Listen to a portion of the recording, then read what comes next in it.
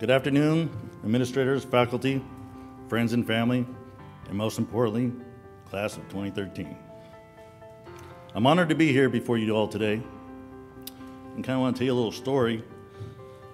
When I told my daughter I was about to deliver a speech, she kind of rolled her eyes, sighed, said, "Oh God, Dad, you know, it's not going to be 2 hours, is it?" I responded, "Of course not. This isn't a lecture on the fact that you're never going to have a boyfriend, you're always going to be daddy's little girl, and you're going to stay at home for the rest of your life. It's not one of those lectures." But then I began to start to think about, okay, what did it take for me to get to here? I didn't do this by myself. I couldn't have done all that I achieved at ALU as a deputy sheriff and as a United States Marine without my family by my side.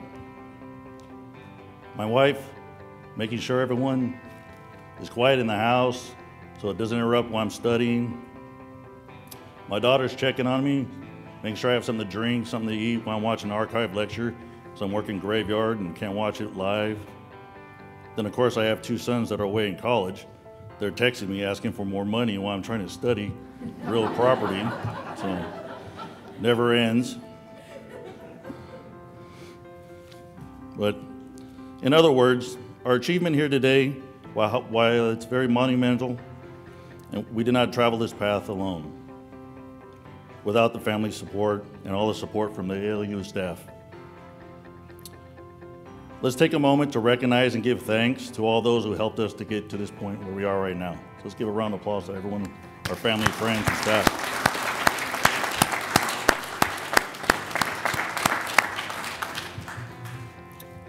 I recently just took the California bar, just last week for the first time. Mentally exhausting, to say the least. However, I noticed that many of the applicants there during lunch break were very red-eyed, tired, worn out, drained of energy, often sleeping during lunch break. I realized, okay, well, started thinking the rigors of any law school, whether you're in Stanford, UC Berkeley, or at ALU, they're all the same. For the young, for the old, it's hard work. We worked hard to get here. However, what makes us different than everyone else? What makes an ALU graduate so special is that we're doing all this while we're working 40 hours plus a week, being a parent, helping the kids with their homework, mowing the lawn, cooking dinner, and paying the bills.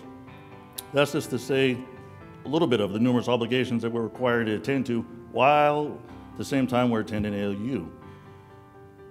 That's what distinguishes us from everyone else. So we don't need a reputation of something from Stanford. While that's obviously notable and all that, we've earned just as much as anyone else out there in the world. We still have a JD just like anyone else. We can still pass the bar just like anyone else. Because while we're doing all these life obligations, we had to prepare for Professor Harris's cross-examination, which was great. Dean Buckner's out-of-court statement asserted for the truth of the matter, and also to determine whether or not Professor Roberts' lecture had a compelling government purpose and was it necessary to achieve that purpose. It is because of our diligence and perseverance that we were able to be successful to meet those life and ALU obligations. And today we are stronger for it. For those who have yet to take the bar exam, don't fret. It's only 3 days. We've been working triple time for years. What's 3 days? I like to conclude with a quote from Michelangelo. The greater danger for most of us lies not in setting our aim too high and falling short, but in setting our aim too low and achieving our mark.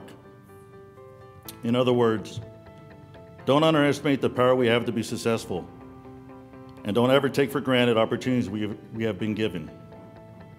Congrats, class of 2013. Best of luck, and thank you for everything.